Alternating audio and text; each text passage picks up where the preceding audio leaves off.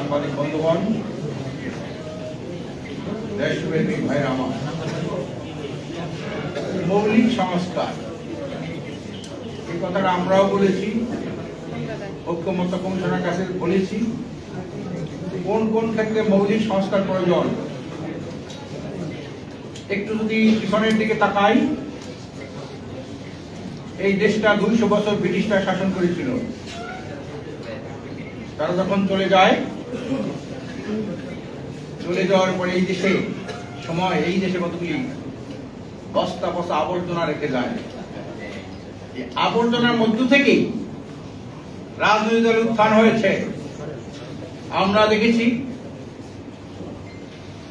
72 সালে শেখ মুজিবুর রহমান সাহেব বলেছিলেন, সারা দুনিয়ায় পায় তেলের খনি, সোনার খনি, হীরার খনি, আমি পেয়েছি চোরের খনি।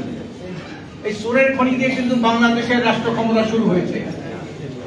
73 সালে শেখ মুজিবুর রহমান সাহেব ভোট চুরির মাধ্যমে ক্ষমতায় আরোহণ করেছিলেন। তৎকালীন যারা ওই সময় যারা মুরব্বী ছিলেন তারা জানে 73 সালে আওয়ামী লীগ কিভাবে ভোট চুরি করেছে। খন্দকার মুস্তাক বিপুল ভোটে হেরে গিয়েছিল দাউদকান্দিতে। তার হেলিকপ্টারে করে তার ব্যালট বাক্স ঢাকায় এনে ঘোষণা করা হয়। মেজর জলিল ভাই আমাদের পার্শ্ববর্তী আমাদের এলাকার এমপি প্রার্থী ছিলেন। পরের দিন বিকাল 4টায় তাকে পরাজিত ঘোষণা করা হয়। চোরের খনির মাধ্যমে দেশের রাজনীতি শুরু, ভোট চুরির মাধ্যমে ক্ষমতা শুরু। এরা আমরা ঐতিহ্য সূত্রে পেয়েছি। এরপরে তো ভোটের গলা চেপে হত্যা করেছে, গণতন্ত্রকে হত্যা করেছে শেখ মুজিব নিজেই।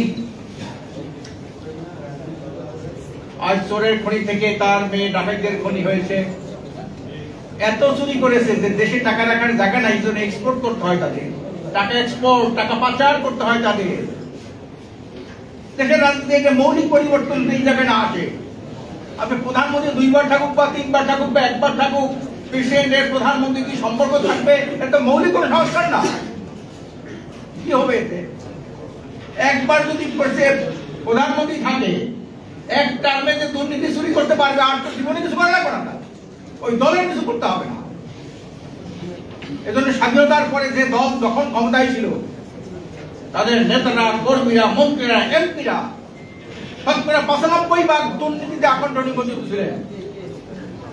আপনি একটা পাইলট প্রজেক্ট করেন, একটা থানাকে পাইলট প্রজেক্টে আনেন, যে দল যখন ক্ষমতায় ছিল তাদের নেতা, কর্মী, মন্ত্রী, এমপি, উপজেলা চেয়ারম্যানরা কি পরিমাণ দুর্নীতি করেছে দেখেন, বলতে পারবেন সারা দেশের চিত্রটা কি। ক্ষমতাই মানে দুর্নীতি।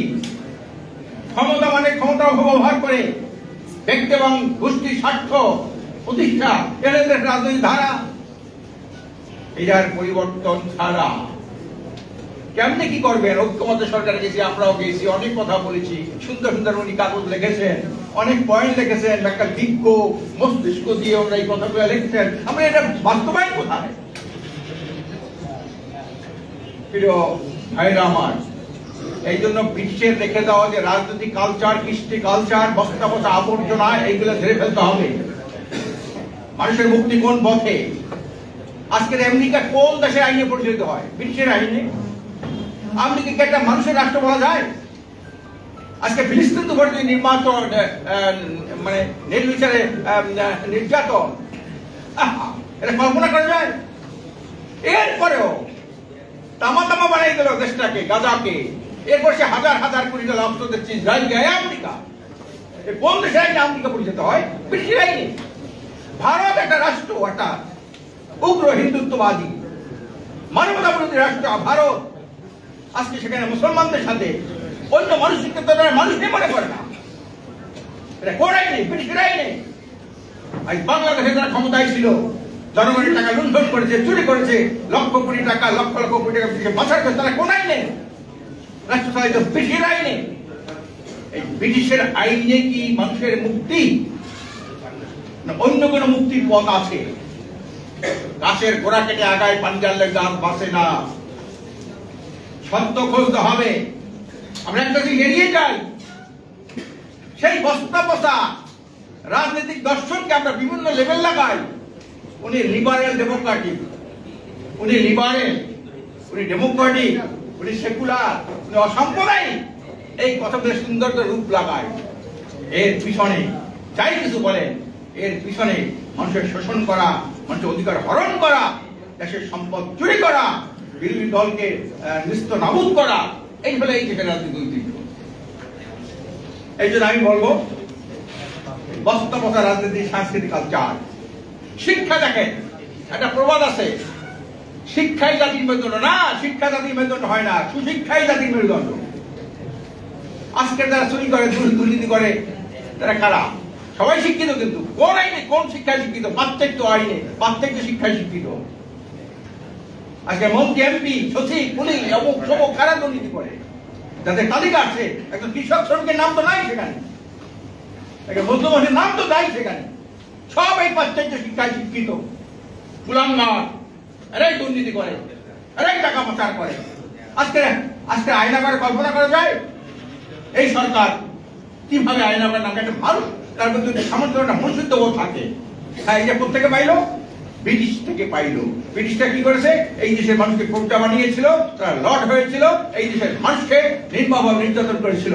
ধান চাষ বন্ধ করে নীল চাষের জন্য উদ্বুদ্ধ করেছিল। যারা নীল চাষ করতো না, তাদের নির্মম অত্যাচার করতো না। কাজে আমি, যারা রাজনীতি করেন, রাজনীতিবিদ আছেন, তাদেরকে বলবো, বস্তা বসা এই আবর্জনার স্তূপ থেকে রাজনীতি করলে মানুষের মুক্তি আসবে না। সেমিনার সিম্পোজিয়াম করা যাবে, সমাবেশ সম্মেলন করা যাবে, ঘেরাও করা যাবে। আজকের এই ইউনূস সাহেব একজন গ্লোবাল আইকনিক লিডার, তাকে আমরা এনেছি, আমরা ওখানে বসিয়েছি তাকে। এই লোকটার মাথায় একটা দেশের উন্নয়ন করার জন্য কত দেশে সে যে উন্নয়নের ফর্মুলা দিয়েছে, আমরা তাকে কাজ করতে দিতে চাই না। কি জন্য? ডিসেম্বরে না জুনে, ডিসেম্বরে না জুনে, মাত্র 6 মাস। কেউ কেউ আবার এপ্রিলে, কেউ কেউ ফেব্রুয়ারিতে, এই 2-3 মাসের জন্য লোকটাকে অস্থির করে ফেলছে সবাই। মানে উনি কি নিজে কি ক্ষমতা এসেছিল না আমাদের প্রজন্মকে ক্ষমতা বসাইছিলাম?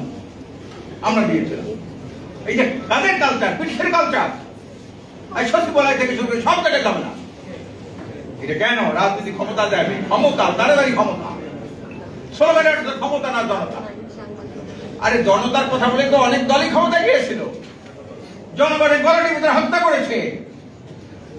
কাজে স্লোগান সর্বস্ব, সংস্কার হলে হবে না। সংস্কার 1 নম্বর হলো, আমি এই দেশটা কোন আইনে পরিচালিত হবে? ব্রিটিশের আইনে? এর বাইরে কোন আইন আছে? এর আইন যেটা আছে, লজ্জায় বলতে হয়, লজ্জা, মাথা নিচু হয়ে যায়। এরপরে যেটা সর্বকালের সর্বোচ্চ আইন, সেই কথাটা আমরা বলতে লজ্জা পাই। যে কথাটাকে আমেরিকা গ্রহণ করে না, আমেরিকা ভয় পায়, ভারত ভয় পায়, সেই কথাটা আমরা